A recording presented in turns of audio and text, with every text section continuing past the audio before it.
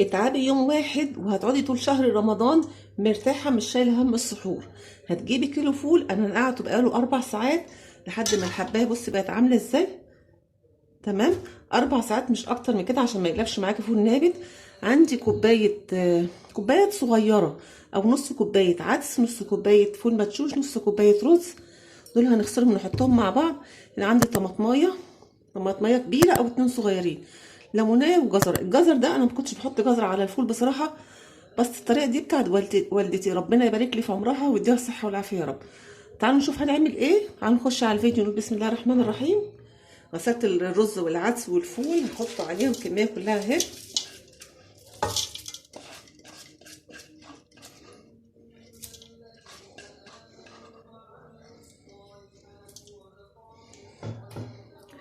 هنا بشرت الجزرايه وقطعت الطماطميه والليمونيه، هنحطها برضو عليها كلها.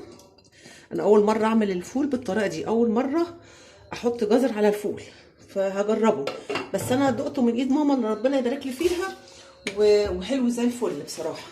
هحط بقى كميه ميه، بصي ميه من الحنفيه، حطي كميه ميه حلوه كده بس. اقفلي عليها وحطيها على البوتاجاز اول غلوه. بعد كده اول ما يغلي اطفي عليها، وطي عليها بقى، وطي عليها الشعله خالص زي الشمعه. سيبيها كده بتاع 5 6 ساعات وهيبقى زي الفل. هنا لسه هيغلي، اول ما ياخد اول غلوه هنوطي عليه خالص زي الشمعة. هنا بقاله ساعتين على النار، هو لسه مستواش بس يعني يعتبر نص سوا. اخد دلوقتي ساعتين على النار. لقيته محتاج ميه، زودت له ميه مغليه. شايفين الحبايه عامله ازاي، هو لسه مستوتش. تحفه جدا. هنا بقاله 3 ساعات، يعني كل شويه بقلب فيه عشان ما يلزقش في الحله، وكل ما يحتاج ميه بزود له ميه مغليه. خلاص كده استوى، بقاله خد معايا 4 ساعات بالظبط. بصراحة تحفة جدا، زبدة زبدة. بس أنا ولادي بيحبوا الفول يكون إيه، نص مهروس ونص حباية سليمة كده ومهروس، يعني فديت له خبطتين بالهاند بلندر كده عادي. لو انت عايزه تسيبيه حبات سليمه براحتك خالص، بس يعني اديت له خبطه، يعني في منه مهروس وفي منه مش مهروس. هعبيه بقى في الكياس بتاعتي على قد الوجبه اللي احنا هناكلها.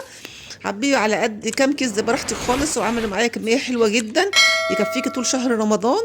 مش هتشيلي هم السحور خالص. لو عجبكم الفيديو تدعمونا بلايك شير سبسكرايب.